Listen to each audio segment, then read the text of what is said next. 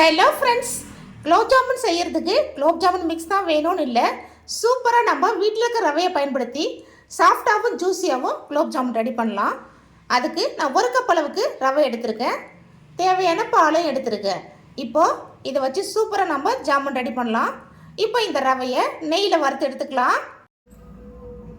நெய் சேர்த்து ரவையை வறுத்துக்கலாம்.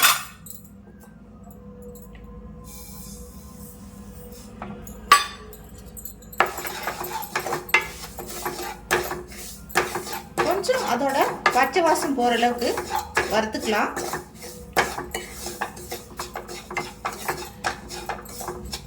இப்போ வறுபட்டுடுச்சு. இதை வேற ஒரு பிளேட்டுக்கு மாற்றிக்கலாம்.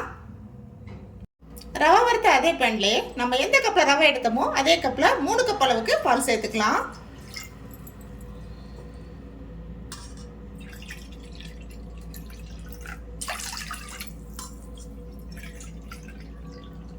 இந்த கப்பு பயன்படுத்தியே நம்ம அடுத்தடுத்த அளவுகளையும் அளந்துக்கலாம். இப்போ அப்படியே பால் கொதிக்கட்டும். கொதிக்கிற ஸ்டேஜில் நம்ம லைட்டாக கொதி வரும்போது நம்ம அந்த ரவையை சேர்த்து கிண்டிக்கலாம். பால் நல்லா கொதிக்க ஆரம்பிச்சிடுச்சு. இப்போ இதில் 1 சிட்டிகை அளவுக்கு உப்பு சேர்த்துக்கலாம். இன்னும் கொஞ்சம் போல் நெய் சேர்த்துக்கலாம். சேர்த்துட்டு நம்ம வறுத்து வச்சோம்ல அந்த ரவையை கொஞ்சம் கொஞ்சமாக சேர்த்து கிண்டிக்கலாம்.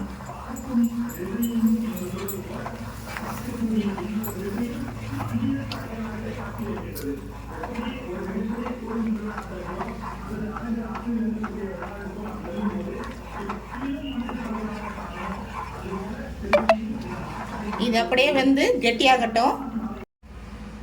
நல்லா வெந்து வந்துருச்சு. இப்போ லைட்டாக இன்னும் கொஞ்சம் போல் நெய் சேர்த்துட்டு இது அப்படியே ஆற விடலாம்.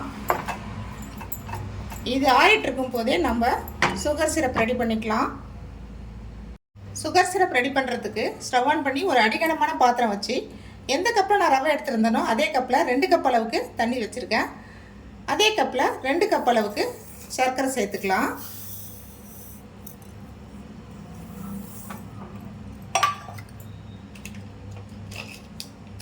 இதோட கொஞ்சம் போல் ஃபுட் கலர் ஆட் பண்ணிக்கலாம்.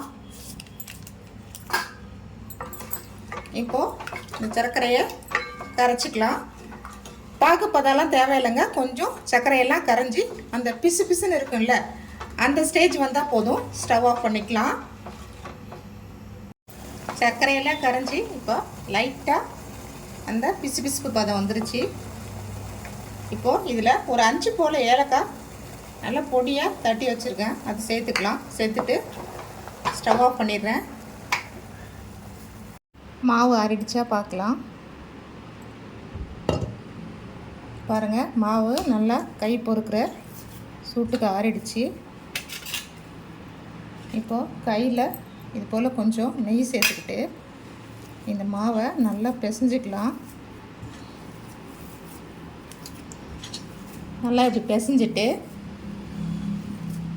இப்படி கொஞ்சம் கொஞ்சம் மாவாக எடுத்து நம்ம அழகாக உருண்டைகளாக பிடிச்சிக்கலாம்.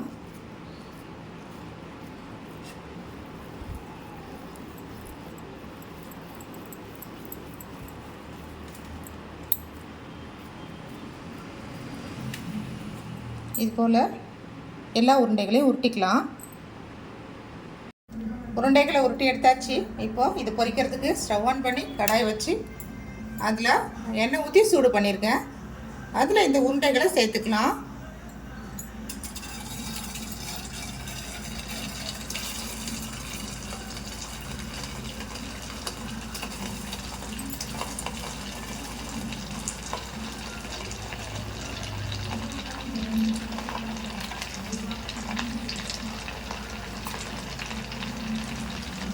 உடனே திருப்பக்கூடாது. கொஞ்சம் வேகட்டோன்னு அதுவே மேலே வரும். அப்போ திருப்பிக்கலாம்.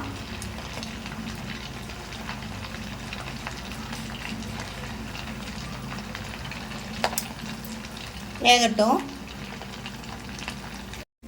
உருண்டைகள் நல்லா வெந்துருச்சு. இதை அப்படியே எடுத்துக்கலாம். பாருங்கள், இந்த மாதிரி கோல்டன் ப்ரௌன் கலர் வந்தோடனே எடுத்துக்கலாம். நல்ல எண்ணெயை வடிச்சிட்டு நம்ம சுகர் சிரப் ரெடி பண்ணி வச்சுருக்கோம்ல அது கொஞ்சம் வெது வெதுப்பாக சூடு இருக்குது, அதில் அப்படியே சேர்த்துக்கலாம். வெது வெதுப்பாக சூடு இருக்குனுங்க. சுத்தமாக ஆறிடக்கூடாது. இதே மாதிரி அடுத்த பேட்சும் பொரிச்சிட்டு நல்லா ஊற வச்சுட்டு உங்களுக்கு சர்வ் பண்ணிட்டு காமிக்கிறேன்.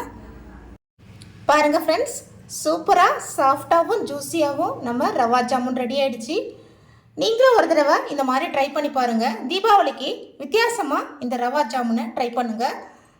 எப்படி வந்துச்சுன்னு உங்கள் ஃபீட்பேக்கை எனக்கு கமெண்டில் ரெஜிஸ்டர் பண்ணுங்கள். பாருங்கள் எவ்வளோ ஒரு சாஃப்டாக இருக்குதுன்னு சொல்லிட்டு அப்படியே கட் பண்ணி காமிக்கிறேன். பாருங்கள் எவ்வளோ சூப்பராக இருக்குதுன்னு சொல்லிட்டு நீங்களும் ஒரு தடவை ட்ரை பண்ணுங்கள். இந்த ரெசிபி உங்களுக்கு பிடிச்சிருந்தா லைக் பண்ணுங்கள், ஷேர் பண்ணுங்கள். அப்படியே மறக்காமல் உங்கள்